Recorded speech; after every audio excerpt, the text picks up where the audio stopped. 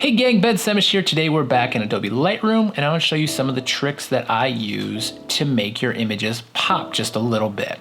We're going to take something like this, the raw image out of camera, and we're going to turn it into something more like this. So when we're shooting photos, there's a lot of things we can do to make our subject stand out. We can use compositional elements like leading lines or depth so we can get an out of focus background.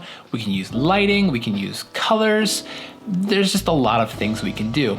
And in the editing bay, there's also a lot of things we can do to make them stand out. Here's some of the things that I like to use to make the images stand out. So we're gonna start here with our raw image. And the first thing we're gonna do is just gonna apply a preset to give it kind of that nice airy look to it, you know.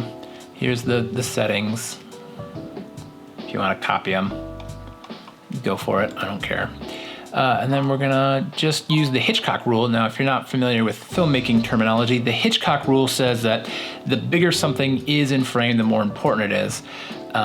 So this was shot on a 7200 at 200 millimeters. Obviously I couldn't get any closer, so we're gonna crop in post. It's something I do a lot. And we're gonna use rule of thirds just on the eyeball because that's tend to be where your eye is gonna go. And we also have some leading lines here with this house that's in the background. So the next thing I wanna do is talk about vignettes. Now, a lot of lenses will vignette on their own. Sometimes it looks something like this. You can actually add the lens vignette in Lightroom. And what that looks like is down here, if you keep scrolling down to lens corrections, here's the setting that I think is pretty natural looking, -44 and 5.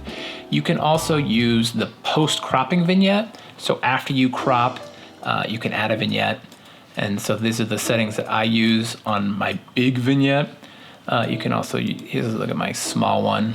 It's very similar. More often than not, I'm using the big one. The other way you can do this is with a radial filter. So up here, we can go up here. Let's just go up to exposure. -36 looks pretty good. I'm gonna draw a real big one. Kind of show what that's affecting. Turn the feather all the way up. And then it looks something like that. And if we turn all our vignettes off, we can go back into this guy. You can kind of see, I wouldn't go too heavy with, if you do the radial filter is obviously gonna be the heaviest one. I would keep it under -0.5, but you know, if you really wanna go all out and just vignette the crap out of an image, great. Sometimes it works, like on this one, it works okay. Other times it won't work so well. I think the lens correction one looks the best, but the radial filter is usually the one I end up using because I can move around where the vignette is and it kind of helps the subtlety of it.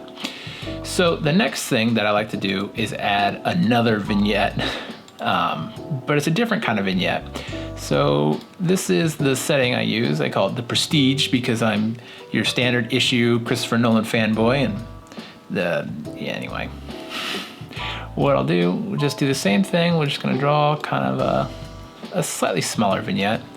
We're gonna feather the crap out of it, and we're gonna show what that's affecting.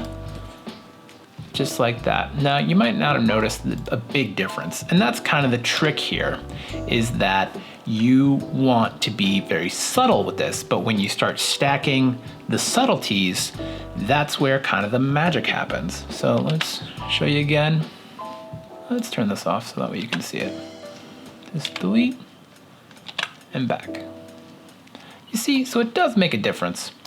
So the final thing we're gonna wanna do is we're gonna brighten up the areas where we want the viewer's eyes to go. And we're also gonna add just a little bit of sharpening. And I have another preset for that as well.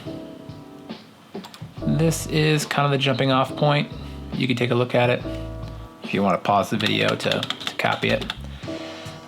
And then we're just gonna paint the eyes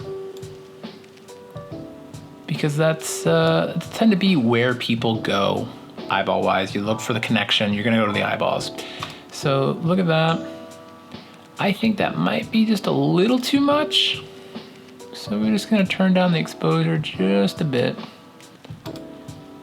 And there we have it. From this to this, with just a few simple tricks, and that's really all it takes. And a lot of these things you can make as presets, especially if you're the type of person who likes to always plant things in the same rule of thirds point. Like I almost always focus everything on the top right third for some reason. That's just kind of my go-to. So when I do that, a lot of my presets are actually, they just automatically add all the stuff right there. It's one way to speed things up. Anyway, I hope you learned something from this. If you have any tricks that I'm not using, drop a comment down below. And if you got anything out of this video and you're not subscribed to my channel yet, please do. I put out new tutorial videos every Tuesday. And of course, like this video because it helps other people find it.